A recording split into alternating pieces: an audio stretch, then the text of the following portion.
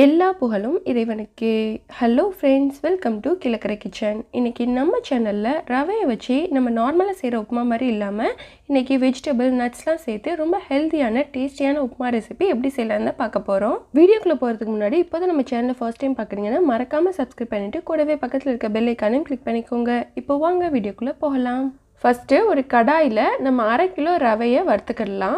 இங்கே நான் எடுத்துருக்கிறது ரோஸ்டட் ரவா தான், பட் இருந்தாலும் எம்டி கடாயில் சேர்த்து வறுத்து செய்யும்போது உப்புமா நமக்கு உதிரி உதிரியாகவும் நல்ல மணமாகவும் கிடைக்கும். இப்போது இது லைட்டாக மணம் வர வரைக்கும் வறுத்ததுக்கப்புறம் இதை எடுத்து ஆற வச்சுக்கிடலாம். இப்போது ரவை வறுத்த அதே கடாயிலேயே நான் ஒரு 6 டேபிள் ஸ்பூன் கோகோனட் ஆயில் சேர்த்துக்கிறேன். எண்ணெய் லைட்டாக சூடானதும் இதில் 1/2 கப் நிலக்கடலையை ஆட் பண்ணிக்கிறேன். இதுவுமே ரோஸ்டட் பீனட் தான். இது இந்த அளவுக்கு வறுபட்டு கலர் சேஞ்ச் ஆனதுக்கப்புறம் இதில் பாதியாக உடைச்ச 20 முந்திரியை சேர்த்துக்கிறேன்.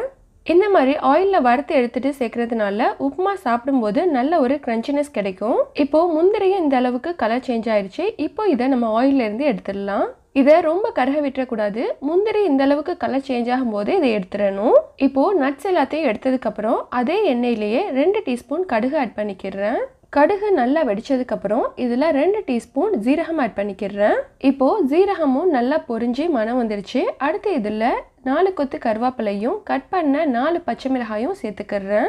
பச்சை மிளகாயை இந்த மாதிரி எண்ணெயில் சேர்த்து வதக்கும் போது இதுவும் நல்ல ஒரு ஃப்ளேவர் தரும். இப்போ நம்ம சேர்த்த கருவேப்பிலையும் பச்சை மிளகாயும் நல்லா பொரிஞ்சு மணம் வந்ததுக்கப்புறம் அடுத்ததாக இதில் கட் பண்ணி வச்சிருக்கிற 3 மீடியம் சைஸ் பல்லாரி வெங்காயத்தை சேர்த்துக்கிறேன். இது கிட்டத்தட்ட 200 கிராம் அளவு இருக்கும். இது ரொம்ப பொரியணும்னு தேவையில்லை. இது ஒரு கண்ணாடி பதம் வர வரைக்கும் வதங்கினா போதும். இப்போ பாருங்க, வெங்காயம் இந்த அளவுக்கு வதங்கினதுக்கப்புறம் இதில் கட் பண்ணி வச்சிருக்கிற 200 கிராம் கேரட்டை சேர்த்துக்கிறேன். கேரட் கொஞ்சம் ஹார்டான வெஜிடபிள்ங்கிறதுனால ஃபஸ்ட்டு கேரட்டை சேர்த்து வதக்கிட்டு அதுக்கப்புறமா நம்ம இதில் மற்ற வெஜிடபிளை சேர்த்துக்கலாம். இப்போது கேரட்டை லைட்டாக வதக்கியாச்சு. அடுத்து இதில் கட் பண்ண 50 கிராம் பீன்ஸ் அண்ட் 50 கிராம் பச்சை பட்டாணியை சேர்த்துக்கிறேன்.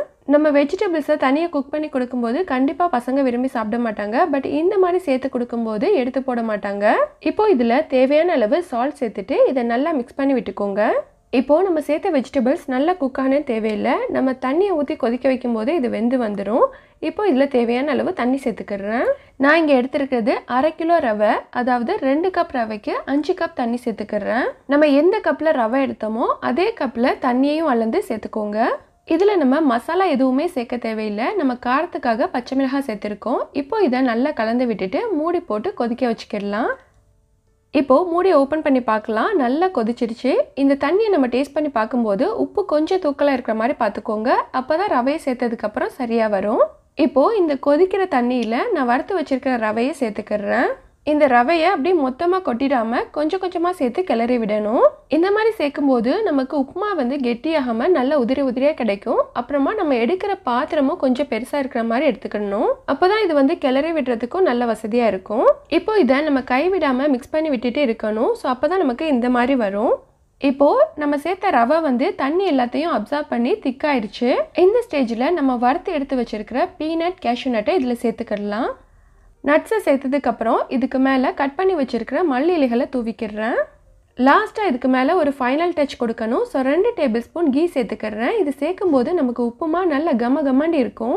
இப்போது உடனே இதை மிக்ஸ் பண்ணி விட்டுறாதீங்க. ஒரு 3 மினிட்ஸ் இது செட்டாக விட்டுட்டு அப்புறம் இதை கிளறி விட்டுக்கிடலாம். பாருங்கள் ஃப்ரெண்ட்ஸ், உப்புமா நல்ல கலர்ஃபுல்லாக உதிரி உதிரியாக வந்திருக்கு.